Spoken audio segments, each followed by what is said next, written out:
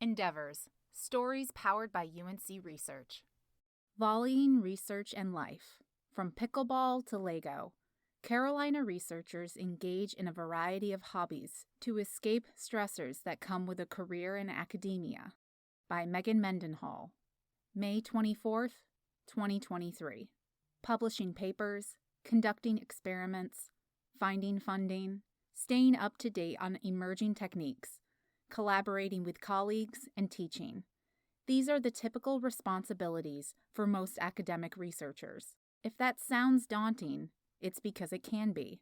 There's the fear that you're not doing enough or not producing enough research, admits Priscilla Lane, a Germanic and Slavic professor at UNC Chapel Hill. I also worry about teaching. Is the syllabus and content engaging enough? Are there any students I'm not reaching? These concerns aren't specific to professors. PhD and undergraduate students have them too. Research can involve a lot of technical knowledge and interpretation, sometimes requiring meticulous attention to detail. While that can feel overwhelming, it's important to extend yourself grace, says undergraduate Christian Chung. Find an outlet that eases your mind away from stress. Many Carolina researchers engage in interesting hobbies that have little to do with their chosen fields. Faculty, postdoctoral researchers, and students share their tactics to manage stress and create work-life balance in their daily routines. Esteban Agudo. Esteban Agudo thought pickleball sounded like lazy tennis, but after some convincing from his partner, he tried it. Now, he plays the trending sport at least 3 times a week. As a PhD student in the Department of Biology, he studies marine ecology and conservation. His daily responsibilities include teaching, grant writing, conducting experiments, and writing and publishing scientific papers. Experiments sometimes fail and papers get rejected, which is an expected risk in our line of work, Agudo says. Learning to deal with failure, rejection, and frustration is an important part of being a scientist, and I don't think we talk enough about this. Pickleball provides an outlet to clear his mind, exercise, challenge himself, socialize, and build a community outside of work. Agudo warns other PhD students from defining themselves by their research. We are much more than scientists or students, and we need to avoid linking our self-image or self-worth to our performance or productivity, he says. Your PhD is a marathon, not a sprint. It needs to be sustainable and as enjoyable as possible. Without hobbies to balance your work life, you are more likely to get burnt out, dissatisfied, or uninspired. Priscilla Lane. Priscilla Lane rediscovered her love of Lego when her oldest son turned 3 and moved on from Duplo bricks to Lego sets. Lane is an associate professor of Germanic and Slavic languages and literature. She studies the representations of Blackness in German culture, and her research sometimes requires her to work with problematic and racist material, such as visual representations from World War II and the Holocaust. She has developed several coping mechanisms to deal with the stress caused by working with troubling content, including taking breaks, walking around the neighborhood, speaking with her husband, and building with Lego bricks.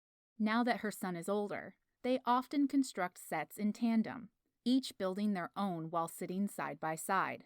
I am someone who needs to keep my mind and hands busy.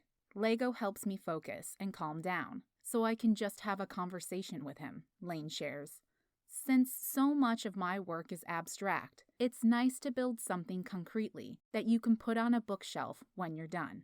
Academia often involves communicating with others, which can be challenging. Lane recommends developing the mindset to only worry about what you can control. I've learned that when I have a negative interaction with someone, it often has nothing to do with me. Maybe that person is having a bad day, or maybe they just got some bad news. It could be they're overwhelmed and work is piling up. I try to give people the benefit of the doubt and not stress over what I can't control. Christian Chung. Christian Chung took up weightlifting to burn off excess energy and cope with the anxiety caused by seclusion. He developed a habit of working out after his online classes and found a sense of stability and control over his mental and physical health during a time when much of the world felt uncertain. Chung, a rising senior double majoring in biology and public policy, studies water treatment and per- and polyfluoroalkyl substances, PFAS, a family of chemicals often found in home goods like cookware, cosmetics, and carpet, and the policies governing them. Balancing undergraduate research and coursework can be challenging, especially when workloads become more demanding as the semester progresses, Chung comments. Chung uses a digital calendar to manage his responsibilities and continues his daily workout sessions to cope with stress. Breaking away from the daily stress of life to exercise forces me to be in the present, which has helped me tune out distractions and worries while improving my mood and renewing my focus. Margarita Zama. Margarita Zama was 7 years old when she began ballroom dancing and spent many years competing in tournaments. During her PhD program, she discovered high heel dancing and has continued this passion while working as a postdoctoral researcher in the Rab Lab within the Department of Genetics, where she identifies new targets for advanced liver cancer to develop better treatments. Like most researchers, Zama is under constant pressure to publish papers and find funding for future research projects. Job security is another stressor because, as a postdoc who is not in a tenure-track position, she must figure out her next steps when her contract runs out. And because she's not an American citizen, she must contend with visa applications. She finds that dancing helps ease these tensions. I'm so focused on remembering the choreography steps, I can't think about other worrisome stuff, Zama says. For long-term mental health management, she recommends evaluating stress moments by questioning their importance, effects, and worst-case scenarios. Learn to set boundaries for yourself and others, and remember to unplug. Sridhari Desai. Sridhari Desai has always been drawn to art. As a child, she couldn't afford an easel, so she taught herself to paint by placing her canvas and palette on the floor, a unique approach that she still uses today. Desai, a professor at UNC Kenan-Flagler Business School, studies ethical decision-making, fairness, and gender diversity in the workplace. She uses painting to unwind from the demands of publishing papers in top-tier journals, speaking at conferences, and teaching.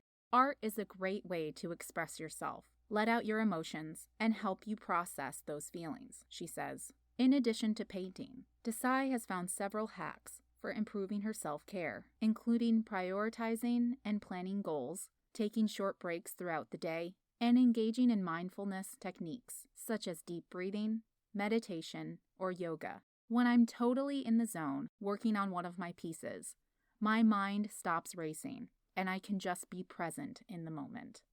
Esteban Agudo is a PhD student in the Department of Biology within the UNC College of Arts and Sciences.